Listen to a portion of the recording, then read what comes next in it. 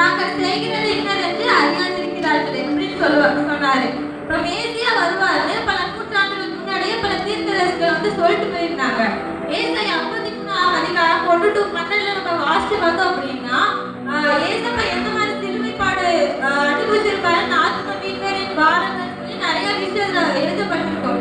ஏசாயா 59:20 வாசிக்கிறோம். மீட்பர் சீயோனுக்கும் யாக்கோபிலே மீறுதலை விட்டு திரும்புகிறவர்களுக்கும் வருவார் என்று கர்த்தர் சொல்லுகிறார். அப்போ மேசியா வருவார்னு முன்னாடியே சொல்லிட்டாங்க. இப்போ மேசியாக்கு அர்த்தம் என்ன அப்படின்னா யோவான் 1ஆம் அதிகாரம் 41ஆம் வசனத்துல வாசிக்கிறோம். மேசியானா கிறிஸ்து அப்படின்னு சொல்லி அர்த்தம். அப்ப கிறிஸ்துனா யாரு? நம்ம இயேசு கிறிஸ்து தான். அப்ப யோவான் ஸ்நானகர் வந்து அவர் வந்துட்டாரு. அவர் யாரு எதற்காக வந்தார் சொல்லி யோவான் ஸ்நானகர் சொல்லியிருப்பாரு.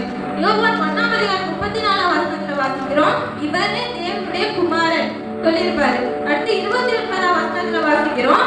இதோ உலகத்தின் பாவத்தை சுமந்து இருக்கிற தேவ ஆட்டுக்குட்டி அப்படின்னா யோவான் ஸ்நானகர் அந்த ஜனங்களுக்கு முன்பாகவே வந்து சொல்லியிருக்காரு. அப்போ சிலர் 10ஆம் அதிகாரம் 38ஆம் வசனத்துல வாசிக்கிறோம். இயேசு எப்படி வாழ்ந்தார் அப்படின்னா நன்மை செய்கிறவராயும் பிசாசின் வல்லமையில் அகப்பட்ட யாவரையும் குணமாக்குகிறாருன்னு தான் சுற்றி திருத்திருக்காரு. அவர் வாழ்ந்ததே எதுக்காகனா எல்லாருடைய நோய்களை குணமாக்க, பிசாசை வந்து துரத்த, இந்த மாதிரி நன்மை செய்கிறதா மட்டும்தான் இயேசு கிறிஸ்து வந்து வாழ்ந்திருக்காரு. ஆனா அவருடைய சொந்த ஜனங்கள பார்த்தவங்களே என்ன பண்ணலன்னா அவரை ஏத்துக்கல. அவர் நடக்கிற பொறாமையில பரிசேயர் சதுசேயர் வேதபாரகர்கள் என்ன பண்ணாங்க அப்படின்னா குற்றமே பண்ணாத அவரை குற்றம் பண்ணாரு அப்படின்னு சொல்லி சிலுவையில் அவர் என்ன பண்ணாங்க அழைச்சாங்க. அது எப்படி அழைச்சாங்க அப்படின்னா அவரை நிந்திச்சு அவர் பரியாசம் பண்ணி என்னென்ன தூஷணங்கள் சொல்ல முடியுமோ அவ்வளவு தூஷணங்களை சொல்லி அவரை நாயை போல தெருவில் இழுக்கப்பட்டு அடிக்கப்பட்டு ரத்தம் சிந்தி அவ்வளோ பாடல்கள் நமக்காக அவர் அனுபவிச்சாரு. அந்த நேரத்திலையும் ஆண்டவர் என்ன பண்றாருன்னா பிதாவே மகன் பரிந்து தான் பேசுறாரு. அப்ப எதற்காக பரிந்து பேசணும் அப்படின்னா பிதாவுடைய கோபம் எப்படிப்பட்டது அப்படின்னு இயேசு கிறிஸ்துவுக்கு நல்லா தெரியும். நம்ம பழைய ஏற்பாடுல நம்ம வாசி பார்த்திருப்போம். நோவா காலத்துல ஜனத்தினாலே அழிச்சிருப்பாரு, உலகத்தை அழிச்சிருப்பாரு. அதே மாதிரி சோதம் கமாராவை நெருப்பாலேயே வந்து சாம்பலாக்கி போட்டிருப்பாரு. எதற்காக இது பண்ணாரு அப்படின்னா அக்கிரமம் மிகுதி ஆயிடுச்சு, பாவம் மிகுதி ஆயிடுச்சு. அதனால அந்த ஜனங்களையே ஒரே அழிச்சு போட்டாரு. அந்த ஆக்கினி இந்த மக்களுக்கு வரக்கூடாது, அந்த ஆக்கினி திருப்பி இந்த ஜனங்களுக்கு வரக்கூடாதுன்னு அந்த நேரத்துல அவர் வந்து பரிந்து பேசுறாரு. இப்போ ஏசப்பா நமக்கு எப்படி இருக்காரு அப்படின்னா ஒரு ரோல் மாடல். அவர் தான் நமக்கு வந்து ஒரு குரு. அவர் வாழ்ந்த அடிச்சுவடுகளின்படிதான் நம்ம வந்து வாழணும். அவர் ஃபர்ஸ்ட் சொல்லி கொடுத்த முதல் விஷயம் என்னன்னா மன்னிப்பு. மன்னிப்புங்கிறது ஒரு 5வது லெட்டர் தான். இந்த மன்னிப்புன்னு ஒரு விஷயம் இல்லாம நம்ம பரலோக ராஜ்யத்துக்கே போக முடியாது. ஏன் போக முடியாது அப்படின்னா பரலோக ராஜ்யம் வந்து ஒரு பரிசுத்தமான இடம்.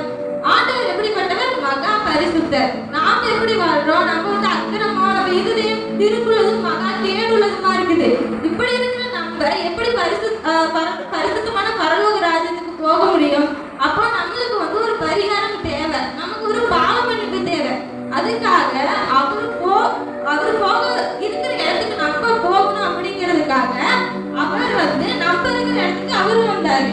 அவர் வந்து சிலுவையில நம்மளுடைய பாடுகளை ஏற்றுக்கொண்டு நம்மளுடைய துக்கங்களை சுமந்து அவருடைய ரத்தத்தை நமக்காக வந்து கொடுத்தாரு. இப்படி அவர் மன்னிப்பை கொடுத்துருக்கும் போது சில விஷயங்கள் நம்ம பண்ணணும். என்ன விஷயம் பார்த்தீங்கன்னா மத்தேயு 6ஆம் அதிகாரம் 14-15 வசனத்துல வாசிக்கிறோம்.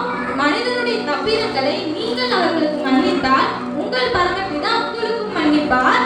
அவரோட தப்பை நீங்க மன்னிக்கல அப்படின்னா பரமபிதா என்ன பண்ண மாட்டாரா? மன்னிக்க மாட்டாரு. அப்ப மன்னிச்சா நமக்கு மன்னிப்பு, மன்னிக்கல அப்படின்னா நமக்கும் மன்னிப்பு இல்லை. அப்ப நம்ம எப்படி மன்னிக்க வேணும் அப்படின்னா எபேசியர் 4ஆம் அதிகாரம் 32ஆம் வசனத்துல வாசிக்கிறோம். ஒருவருக்கொருவர் தயவாயும் மன உருக்கமாயும் இருந்து கிறிஸ்துவுக்குள் தேவன் உங்களுக்கு மன்னித்தது போல நீங்களும் ஒருவருக்கொருவர் மன்னிங்கள் அப்படின்னு வந்து சொல்றாங்க. அப்ப தேவன் நம்மளுக்கு எப்படி மன்னிச்சாரு அப்படின்னு தெரிஞ்சுக்கணும். எபிரேயர் 8ஆம் அதிகாரம் 12ஆம் வசனத்துல வாசிக்கிறோம். நான் அவர்கள் அநியாயங்களை கிருபையாய் மன்னித்து அவர்கள் பாவங்களையும் அக்கிரமங்களையும் இனி நினையாமலும் இருப்பேன்னு சொல்றாரு. அவர் மன்னிச்சு என்ன பண்ண மாட்டாரு? திருப்பி நினைக்கவே மாட்டாரு. ஆனா நாம என்ன பண்றோம்? நம்ம கோமா செய்திக்கே போனாலும் நமக்கு என்ன பண்ணாலும் அது எல்லாமே நமக்கு ஞாபகம் இருந்துகிட்டே இருக்கும். அதே மாதிரி அவங்களை பத்தி 10 பேர்ட்ட சொல்லி அவங்க பிரயாணம் எடுக்கணும்னா நமக்கு தூக்கமே வராது. அந்த மாதிரி நம்ம பண்ணிட்டு இருக்கோம். ஆனா ஆண்டவர் என்ன பண்ணாரு? நம்ம எவ்வளவு பெரிய பாவம் பண்ணாலும் நமக்கு ஒரு மன்னிச்சாரு. எல்லா பாவத்தையுமே அவங்க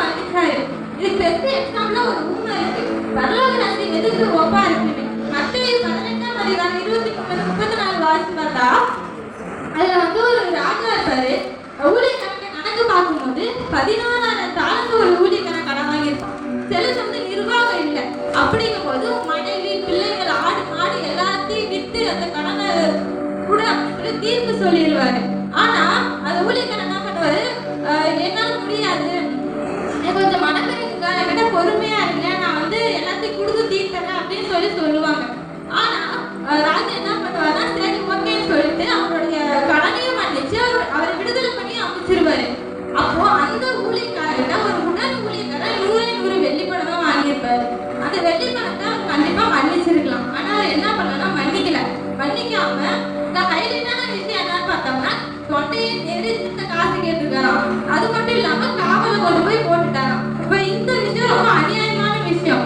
இந்த விஷயம் ராஜாக்கு தெரிய வரும்போது என்ன பண்ணாரு அப்படின்னா, கூப்பிட்டு பொல்லாதவனே, நமக்கு இவ்வளவு மன்னிச்சனே, உன்னால இந்த சின்ன விஷயத்த மன்னிக்க முடியாதா, உனக்கு இவ்வளவு இறக்க மாட்டல, உனக்கு இந்த விஷயத்துல உனக்கு இறக்க காட்ட முடியாதான்னு சொல்லி உபாதிக்கிறவர்ல ஒப்பு கொடுத்துட்டாராம். உபாதிக்கிறவர்டா அப்படின்னா அங்க சித்திரவதை பண்ணிட்டே இருப்பாங்க, அந்த இடத்துல அவனை ஒப்பு கொடுத்துட்டாராம். இதே கான்செப்ட் தான் நமக்கும் வருது. ஆனவர் நம்ம நிறைய பாவம் செஞ்சு நம்ம மன்னிப்பு கேட்கும் போது நமக்கு ஒரு மனசு இறங்கி மன்னிச்சு அந்த பாவத்துல இருந்து நமக்கு விடுதலை கொடுக்குறாரு. ஆனா நாம என்ன பண்றோம், மற்ற சக மனிதர்கள்ட்ட வந்து நம்ம மன்னிக்கிறது இல்லை. சின்ன விஷயம் அவங்க மனசாவப்பட்டு நமக்கு மன்னிப்பு கேட்டாலும் அப்போதான் நம்ம வந்து அவங்ககிட்ட பேச மாட்டோம், அவங்க சிரிச்சா திருப்பி சிரிக்க மாட்டோம். இந்த மாதிரி விஷயங்கள் நம்ம பண்ணிட்டு இருக்கும்போது கர்த்தருடைய பார்வைக்கு வந்து அது பொல்லாமானதான் தெரியும். இப்ப வந்து ஒரு குணம் வந்து நம்ம கிட்ட இல்ல, அதனால நம்மளால மன்னிக்க முடியல. ஆண்டவரே அந்த குணமா இருக்கிறதுனாலதான் நம்மள மன்னிச்சாரு. என்ன குணம் அப்படின்னு பாத்தீங்கன்னா அன்பு. அன்புதான் திரளான பாவங்களை கூடுன்னு சொல்லி நம்ம வாசிக்கிறோம். ஆண்டவர் அன்பா இருந்ததுனாலதான் அப்பேற்பட்ட பாவிகளையும் மன்னிச்சாரு, இப்பேற்பட்ட பாவிகளையும் மன்னிச்சுட்டு இருக்கிறாரு. 1 பேதுரு 4ஆம் அதிகாரம் 8ஆம் வசனத்துல வாசிக்கிறோம், அன்புதான் திரளான பாவங்களையும் கூடும் அப்படின்னு சொல்லி. 1 Corinthians 13:1-3 நம்ம வாசிக்கும் போது அன்பை பத்தி பவுல் நிறைய விஷயம் சொல்லியிருப்பாரு. ஒன்று எடுத்துக்கங்க, ஒரு குழம்பு செய்றீங்க அப்படின்னா நிறைய மசாலா போடுவீங்க, நிறைய இன்கிரீடியன்ஸ் போடுவீங்க, கடைசியா உப்புன்னு ஒன்று போட்டாலும் அது ருசிக்கவே செய்யும். அதே மாதிரிதான் நீங்க ஆண்டவருக்காக என்ன காரியங்கள் செஞ்சாலும் அன்புன்னு ஒரு விஷயம் உங்ககிட்ட இல்லை அப்படின்னா அது எல்லாமே வேஸ்ட் தான். ஏன்னா 1 யோவான் 4ஆம் அதிகாரம் 20ஆம் வசனத்துல வாசிக்கிறோம், தேவனிடத்தில் அன்பு கூறுகிறேன் என்று ஒருவன் சொல்லியும் தன் சகோதரனை பகைத்தால் அவன் எப்படி பண்ணுவானா, பொய்யனா. அப்படின்னா நம்ம பொய் சொல்றோம்னு அர்த்தம். அன்பு நம்ம கிட்ட இருந்துச்சுன்னா ஒருத்தர் மன்னிக்கன்னு சொல்ல வேண்டிய அவசியமே இல்லை, நமக்கே இந்த குணம் தானா வந்துடும். ஆனா இருந்தாலும் நம்ம மன்னிக்காம இருக்கோம், நம்மளால மன்னிக்க முடியல அப்படின்னு நம்ம இருந்தோம் அப்படின்னா ஒரே விஷயம் தான், நமக்கு எல்லாருக்குமே ஒரு நாள் மரணம்னு ஒன்று வரும். ஒரு நோய் நடைபெறும், பின்பு நியாயத்தீர்ப்பு அடைவதுதான் மனுஷகுமாருக்கு நியமிக்கப்பட்டிருக்கு. அப்போ மரணம் வந்தா அடுத்தது என்ன, நியாய தீர்ப்பு. எல்லாரும் ஒரு நாள் நியாய தீர்ப்புல நிற்கும் போது ஆண்டவர் இப்ப நம்மகிட்ட நம்ம போய் அங்க நிக்கிறோம், நம்ம ஞாபகம் கருத்து பார்க்கும்போது நம்ம கடைசி வரைக்கும் சில பேர் மனக்கசப்பாவே அவங்க கூட ஒவ்வொரு வாரங்களே வாழ்ந்துட்டோம் அப்படின்னா அந்த விஷயங்கள் கருத்து பார்க்கும்போது அவருடைய காரியத்துக்கு கொல்லப்படதான் இருக்கும். அப்போ நம்ம வாழ்றதே நித்திய ஜீவன் போகணும் அப்படிங்கிறதுக்காக தான் நம்ம வாழ்றோம். அப்போ அந்த இடத்துல நமக்கு நித்திய ஜீவன் கிடைக்கல அப்படின்னா நமக்கு அந்த இடத்துல என்ன இருக்கும்னா அடுத்த ஆப்ஷன் நித்திய ஆக்கினியா தான் இருக்கும். அது எப்படி இருக்கும், நித்திய ஆக்கினியா, நித்திய நரகம். அங்க இருக்கிறவங்க என்ன பண்ணுவாங்க, இன்னொரு வாழ்க்கை கிடைக்காதா, இன்னொரு சான்ஸ் கிடைக்காதா கதறி எழுதிட்டு இருப்பாங்க. அந்த ஒரு ஆக்கினிக்கு போகக்கூடாதுன்னா கர்த்தர் அந்த ஆக்கினியை ஏற்று நமக்காக வந்து ஜீவனை கொடுத்து மறிச்சு 3ஆம் நாள் உயிர் வந்து ரட்சிப்புன்னு ஒரு விஷயத்த நமக்கு விலையேற்பட்ட விஷயத்த கொடுத்துட்டு போனாரு. அவரு பரிகாரத்துக்காக அந்த காசு கேட்கல, பணம் கேட்கல, எதுவுமே கேட்கல, அவருடைய ரத்தத்தை அவரே கொடுத்தாரு. அப்படின்னா நமக்கு வந்து இயேசு கிறிஸ்துவை தவிர வேற எந்த இடத்துக்கு போய் நம்ம என்ன பண்ணாலும் பாவம் மன்னிப்பு கிடைக்காது, நிம்மதியும் கிடைக்காது, சந்தோஷமும் கிடைக்காது. ஏன்னா இது எல்லாமே இயேசு கிறிஸ்து கிட்ட மட்டும்தான் இருக்கு. மத்தேயு 5ஆம் அதிகாரம் 44ஆம் வசனத்துல பார்க்கிறோம், இயேசு சொல்றாரு, உங்கள் சத்துருக்களை சிநேகியுங்கள், உங்களை சபிக்கிறவர்களை ஆசீர்வதிங்கள், உங்களை பகைக்கிறவர்களுக்கு நன்மை செய்யுங்கள், உங்களை நிந்திக்கிறவர்களுக்காகவும் உங்களை துன்பப்படுத்துறதுக்காகவும் ஜெபம் பண்ணுங்கள் அப்படின்னு சொல்றாரு. இதுல என்ன புரியுதுன்னா, நம்ம ஞாயிற்றுக்கிழமை போகும்போது நம்ம கூட பணமோ காசோ சொத்தோ எதுவுமே நம்ம கூட வராது. நம்ம கூட வர்றது என்னன்னா நம்மளுடைய ஆதி ஆத்மா பிளஸ் அது கூட நம்ம செஞ்ச கிரியைகள் மட்டும்தான் வரும். இந்த உடம்பு மறிச்சுக்கணும் அப்படின்னா இந்த உடம்பு ஜஸ்ட் இங்கதான் போகுது. இந்த உலகத்தால உண்டாக்கப்பட்ட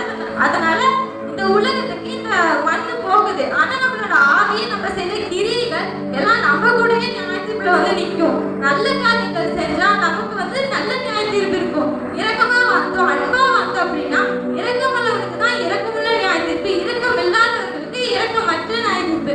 அதனால ஆண்டவர் வந்து நம்ம மேல அன்பு செஞ்சதுனாலதான் நான் உன்கிட்ட விலகுவதும் இல்லை, உன்னை கைவிடுவதும் இல்லைன்னு சொல்லி இது வரைக்கும் நம்மளை வந்து உட்கார வச்சிருக்காரு. நம்ம எங்கேயோ சேர்ந்துல சாப்பிடுறத கடந்த நம்மளை கொண்டு வந்து இங்கே உட்கார வச்சிருக்காரு. அதனால அவருடைய அன்பை நம்ம மற்றவர்களுக்கும் சொல்லணும். இதோடைய கன்க்ளூஷனே ஆண்டவர் மறுத்தது அதோட முடிவு என்னது? அன்பு தான். அவர் நம்ம மேல வச்சிருந்த அன்புனாலதான் இவ்வளவு விஷயங்கள் அவர் பொறுமையோட சகிச்சுக்கிட்டாரு. அவர் கொடுத்த அன்பை நாம பிறருக்கும் என்ன பண்ணணும்னா பகிரணும். மனசுல இருக்கிற கோபம், கசப்பு, எரிச்சல் இந்த மாதிரி எல்லா விஷயத்தையும் இந்த மாதிரி அழுக்க முடியல நம்ம சும்மா அவசியம் இல்லை, அதெல்லாம் தூக்கி தூரம் போட்டுட்டு கர்த்தர் நமக்கு கொடுத்த அன்பை, கர்த்தர் நமக்கு கொடுத்த மன்னிப்பை மற்றவர்களுக்கு கொடுத்து எல்லா விஷயங்களும் மறப்போம், மன்னிப்போம். கர்த்தர் உங்களை ஆசீர்வதிப்பாராங்க. God bless you.